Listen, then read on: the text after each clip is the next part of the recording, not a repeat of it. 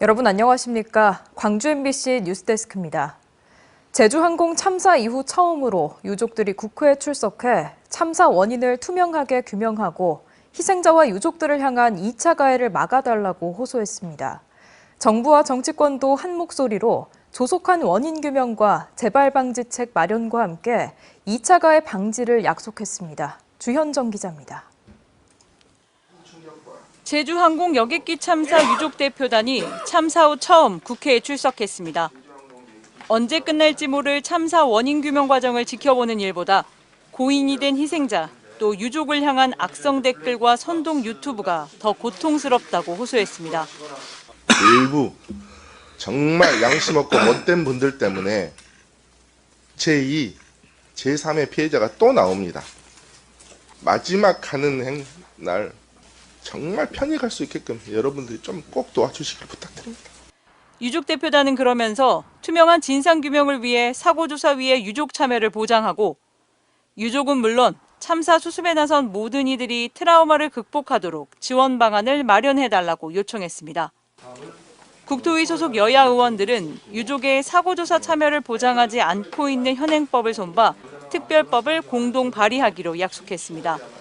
특위에서 앞으로 아마 진상규명 그리고 재발방지 대책 그리고 유가족 지원과 추모 사업과 관련된 지원을 하게 될 테고 또 관련 법도 만들게 될 겁니다. 현안 질의에서는 이번 참사가 각종 사고 위험성을 인지하고도 관계기관의 대비 미흡으로 발생한 예견된 인재였다는 질타도 이어졌습니다. 조류 충돌 예방 특별관리 대책으로 작년 10월 11월 달에 전문가 자문을 통해서 철새유 저감 방안을 수립한다고 이렇게 하셨었어요. 그거를 수립했냐고 묻는 겁니다. 수립했는지 안 했는지도 모르세요? 네, 제가 확인 좀 해보도록 하겠습니다. 아이카오가 이거 이마스라고 하는 제동 시스템을 제안한 것이 2012년 11월이어가지고 한 벌써 12년 정도 지난 것 같아요. 우리는 이러한 그 이마스 이런 것이 우리 국내 공항에 있습니까? 없습니까? 없습니다. 예. 국토부는 참사 원인 규명에 주력하는 한편 재발 방지책도 조속히 마련하겠다고 답했습니다. 한편 유족들은 오는 18일 무안국제공항에서 국회, 정부, 지자체 등과 합동 추모제를 열 계획입니다. MBC 뉴스 주현정입니다. 국토부 사고조사위원회가 제주항공 참사 여객기의 꼬리와 랜딩 기어를 떼어냈습니다. 보조동력 장치와 랜딩 기어의 작동 여부 등을 조사하기 위해서입니다. 김규희 기자가 보도합니다. 제주항공 사고 여객기 꼬리 부분입니다. 기체 수평을 잡아주는 버티컬을 잘라 조사 장소로 옮기고 있습니다. 부피가 크기 때문에 트레일러 이동을 하기 위해서는 절단이 필요하고요. 또 이 무안공항 사고 수습과 또 사고 조사를 위해서는 부분 안전지대인 날개와 랜딩 기어도 절단 작업을 거쳐 추가로 옮길 예정입니다. 사고조사위원회는 수거된 기체를 공항 내 장비고 인근 공터로 이동시켜 진상규명을 위한 조사를 이어갈 예정입니다. 참사 당시 기체 꼬리 부분에 위치한 보조 동력 장치인 APU와 랜딩 기어의 작동 여부, 그리고 또 다른 기계적 결함 가능성 등을 확인하기 위해서입니다. 사고 원인 조사가 계속되고 있는 가운데 유족들은 희생자들의 억울함을 달래고 유가족 상처를 조금이나마 치유할 수 있는 길은 철저한 진상규명이라고 강조했습니다. 조사 중 유가족들의 참여와 의견을 개진할 수 있는 기회를 보장해 주십시오.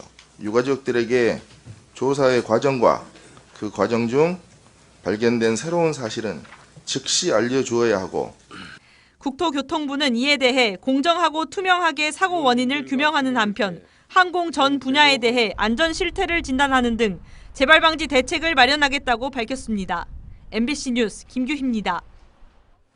지난달 윤석열 대통령이 느닷없이 비상계엄을 선포하면서 국민들이 불안에 떨어야 했는데요.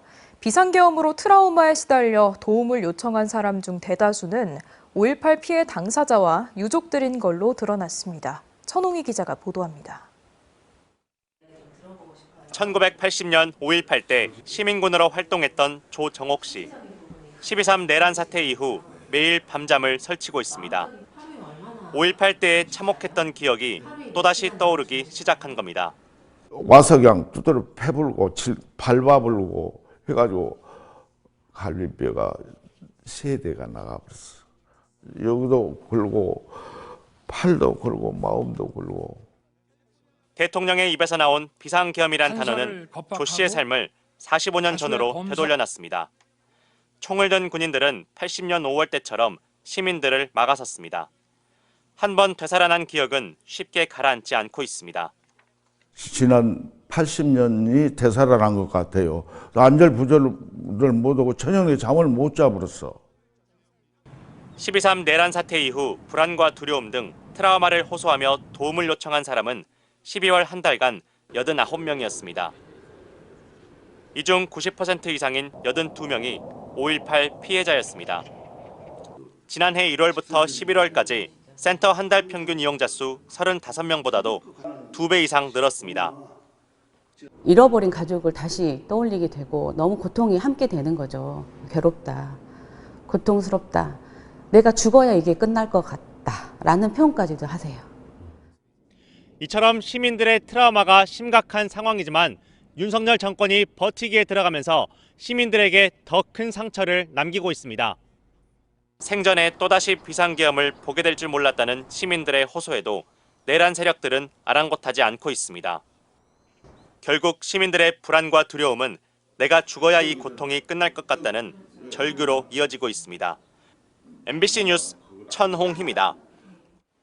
지난주부터 부분 파업을 시작한 광주 글로벌 모터스 노조가 투쟁의 수위를 높이면서 노사 갈등이 심화되고 있습니다.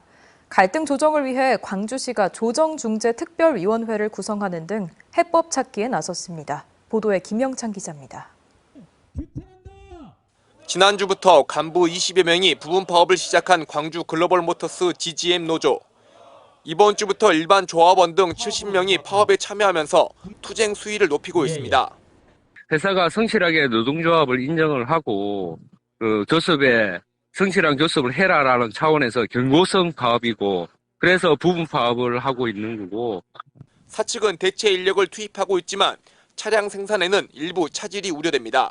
아주 중요한 시기인데 노조가 지금 이 시기에 파업을 하는 부분에 있어서 생산 차질 그리고 품질 이런 부분들에 대해서 문제가 발생할 수 있는 소지가 있습니다. GGM을 출범시킨 광주시 노사민정협의회가 조만간 갈등 조정을 위한 중재 역할 기구를 구성하기로 했습니다. 노사를 제외하고 시민사회와 경제계 등 6명의 전문가로 구성된 조정중재특별위원회를 꾸려 빠른 시일 내 타협안을 마련하겠다는 겁니다. 또 광주 시민 또 전계 여러분들의 의견을 모아서 또 다 듣고 필요하다면 또 전문가들도 모시고 이 사안에 대해서 어떤 가장 중재안이 좋겠는가라는 의견을 수렴을 한 후에 관건은 조정위원회가 노사 양측을 만족시킬 만한 최적의 안을 마련할 수 있냐는 겁니다. GGM 노사는 그동안 임금 인상과 노조 활동을 두고 6차례 교섭을 벌였지만 입장차를 좁히지 못했고 결국 파업으로 이어지면서 갈등이 심화되고 있기 때문입니다. 이 중재조정위원회 자체가 지금 노사민정의 역할을 하게 될 겁니다. 그렇기 때문에 중재조정위원회에서 어떤 권고안이 나온다면 저는 노사가 이 권고안을 좀 적극적으로 수용해야 한다 이렇게 생각하고 있습니다.